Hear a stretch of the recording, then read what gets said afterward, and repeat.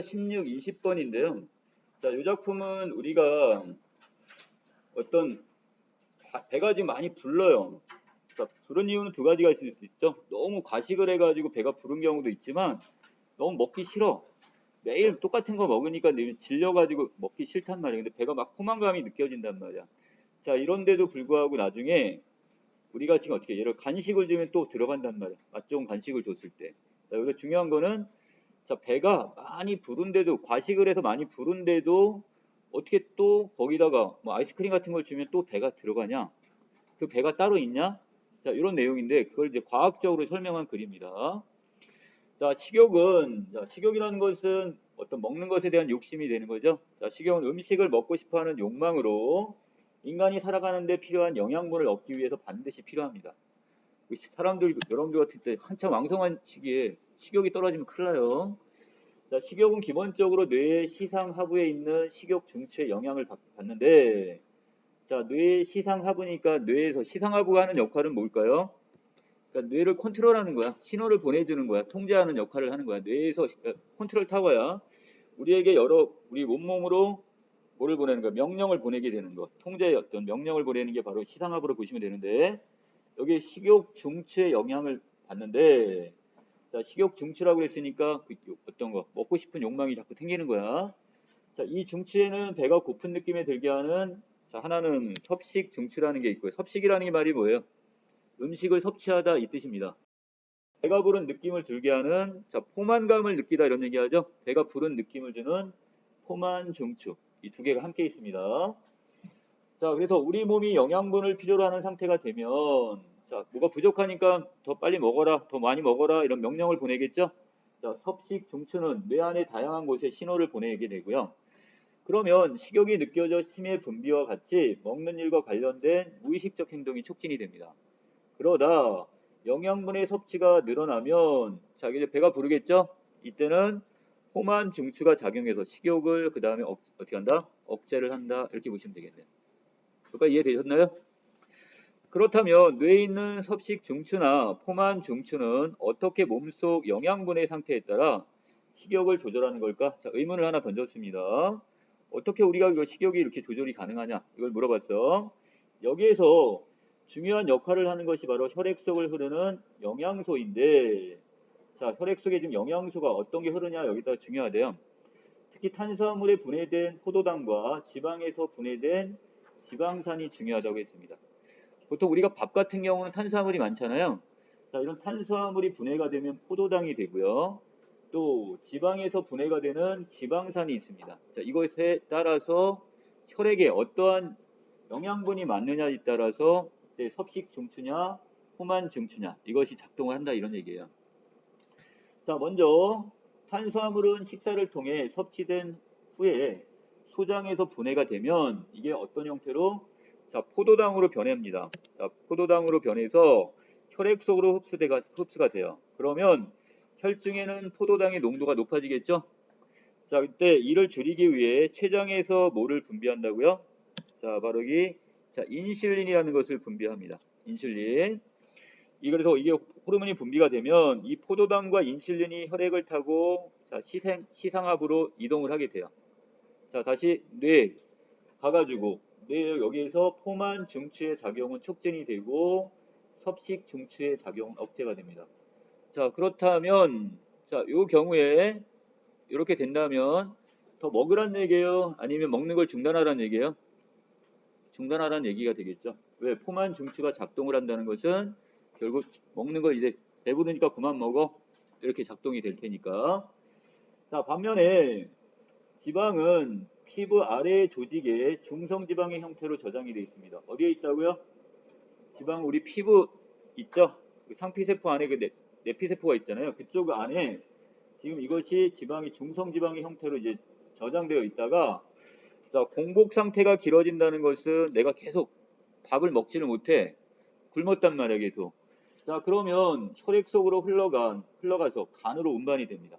자, 결국 내가 외부에서부터 영양분을 섭취를 하지 못하니까 내 몸에 있는 영양분을 태워가지고, 쉽게 말하면 지방을 태워가지고 그것을 대체하는 거야, 지금. 자, 지방은 어디로 들어가요? 자, 이것이 간으로 들어간 다음에, 그러면 부족한 에너지를 보충하기 위해 간에서 중성지방이 분해가 되고 이 과정에서 생긴 지방산이 이때 지방산이 나오네요. 아까 우리 중성지방의 형태로 이게 저장이 돼 있다고 그랬었죠, 몸속에. 자, 그러다가 얘가 간에 들어가서 분해가 되면서 지방산으로 이제 분해가 돼서 자, 그 혈액을 타고 다시 시상하부로 이동하게 됩니다. 자, 다시 뇌로 이동하게 되면 거기서 이제 섭식 중추의 작용은 촉진이 되고 포만 중추의 작용은 억제가 됩니다. 자, 이런 경우는 어떻게 되는 거야? 야, 더 먹어. 너 지금 며칠 굶었어.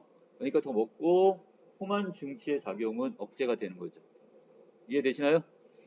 자, 이와 같은 작용 원리에 따라 우리의 식욕은 자연스럽게 조절이 되고요. 자, 그런데 우리는 온전히 영양분 섭취만을 목적으로 식욕을 느끼는 건 아니래요. 자, 예를 들어서 스트레스 받으니까 자꾸 매운 음식 땡기네. 이런 얘기 하는 경우 있죠. 또 영양분의 섭취와 상관없이 취향이나 또는 기분에 좌우되는 식욕도 있습니다. 자, 이건 왜 그러냐? 이와 같은 식욕은 대뇌 앞부분에 있는 전두 연합 영역에서 조절이 됩니다. 이것이 지금 이게 조절이 되는 게 어디라고요? 전두 연합 영역 부분이네요. 본래 이 영역은 정신적이고 그 다음에 지적인 활동을 담당하는 곳이긴 하지만 식욕도 여기에 영향을 미치게 됩니다. 이해되시나요? 전두 연합 영역은 본래 정신적인 것 또는 지적인 것 담당하는 부분인데 이것이 지금 식욕에도 영향을 끼치게 된답니다. 자, 이곳에서는 음식의 맛이나 냄새 등 음식에 관한 다양한 감각 정보를 정리해서 종합적으로 기억해요. 그래서 연합 영역 이렇게 얘기를 하네요. 또한 맛이 없어도 건강을 위해 음식을 섭취하는 것과 같이 먹는 행동을 이성적으로 조절하는 일도 이곳에서 담당해요. 자, 입맛은 없어. 감기에 걸려가지고. 자, 근데도 어떻게, 내가 살아야 되니까 먹어야지. 이걸 그래서 이성적으로 판단하게 만들어준단 말이야. 또 먹는 행동을 이성적으로 조절하는 일도 이곳에서 담당하는데 이 전두 연합 영역의 명령은 신경세포의 신호를 통해 섭식 중추와 포만 중추로 이게 전해지게 되는 겁니다. 자, 신경세포에 의해서 어디로? 이것이 아까 얘기했던 섭식과 포만 중추로 다시 전해지게 되네요. 자, 한편 이 전두 연합 영역의 기능을 알면 음식을 먹은 후에 이젠 더 이상 못 먹겠어. 여러분들 이런 얘기 하잖아. 맛있는 음식 먹을 때. 자, 그런데 그러면서도 또 디저트를 먹는 사람을 봐요. 야, 너는 어디로 되게 다 들어가니? 이렇게 얘기를 하는데 자, 이 디저트를 먹는 현상을 쉽게 이해할 수 있는데 흔히 사람들이 이젠 더 이상 못 먹겠다고 하는 이유는 크게 두 가지가 있대요. 자, 처음에는 바로 실제로 배가 찼기 때문일 수도 있고 배가 차진 않았지만 특정한 맛에 이미 질려가지고 더 못 먹겠어 이런 의미를 이야기할 때 우리가 더 이상 못 먹겠어 이런 말을 한대요. 자, 그런데 이런 상황에서도 불구하고 디저트를 먹는 현상은 모두 무엇과 관련이 있다고요? 이것도 전두 연합 영역에 영향을 받는다고 얘기하네요. 자, 이곳에 영향을 받습니다. 자, 어떻게 하냐? 먼저 배가 찬 상태를 봅시다. 과식이 된 거야. 많이 먹었어. 이때 전두 연합 영역의 영향으로 윗속에 디저트가 들어갈 공간을 마련할 수가 있어요. 자, 무슨 얘기냐? 꽉 차 있는데 갑자기 맛있는 아이스크림이 딱 나온 거야. 그러면 이때 전두 연합 영역이 작동을 합니다. 자, 어떻게 하냐? 자, 이때 이 마디따와 같은 신호를 섭식 중추로 보내요. 야, 맛있는 거 또 들어왔는데 어떻게 할래? 먹을래 말래? 자, 그러면 어떻게? 이때 연합 중추 쪽에서 이것을 지금 이렇게 섭식 중추로 이제 신호를 보내게 되면 오렉신이라는 물질이 나오게 됩니다. 자, 오렉신이 나와서 이 오렉신은 위의 운동에 관련되는 신경세포에 작용을 해서 위의 내용물을 밀어내고 다시 새로운 음식물이 들어갈 공간을 마련해 주는 겁니다. 자리를 비켜주는 거예요. 쉽게 얘기하면. 위로 뱉겠어요? 아니면 아래로 밀어내겠어요?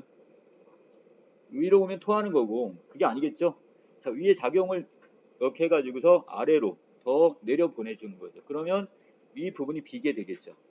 그러면 거기다 다시 아이스크림을 더 집어넣을 수 있단 말이야. 자, 두 번째로 배가 차지 않은 상태야. 자, 왜? 어떤 맛에 질려버렸단 말이야. 자, 그런데 이때도 마찬가지 전두 연합 영역의 영향으로 특정한 맛에 질릴 수가 있어요. 그래서 자, 이때 식사가 끝난 후에는 되게 단맛의 음식을 먹고 싶어 하게 됩니다. 자, 이는 주식이나 우리가 밥이나 반찬에는 그 정도의 단맛을 내는 음식이 없기 때문에 자, 따라서 우리가 디저트 먹을 때는 배는 따로 있다 이렇게 얘기를 합니다. 자, 그리고 왜? 지금 밥이나 이게 그렇게 아주 달지는 않단 말이야. 자, 그런데 그때 이게 따는 게 딱 들어오면 갑자기 입맛이 당기게 되는 거죠. 자, 그럼으로써 자, 그 음식을 또 섭취할 수가 있게 되는 거네요. 자, 이것도 마찬가지 어디서 작동한다고요? 전도 연합 영역에서. 자, 이때 그래서 우리가 보통 디저트 먹을 때 배는 따로 있다 이렇게 얘기를 하는데 이것은 생물학적으로 충분히 설득력 있는 표현이다 이렇게 하는 거야. 앞으로는 어떻게? 자, 이게 나오면 전두 연합에 영역에서 작동을 해갖고 배가 불러도 더 먹을 수 있는 공간이 생기는구나. 아니면 또 그 자극을 해서 자, 섭식 등치를 더 자극을 해서 이걸 또 더 음식을 집어넣을 수 있겠구나. 자, 이렇게 정리해 놓으시면 되겠네요. 자, 여기까지 내용 정리를 마치겠습니다.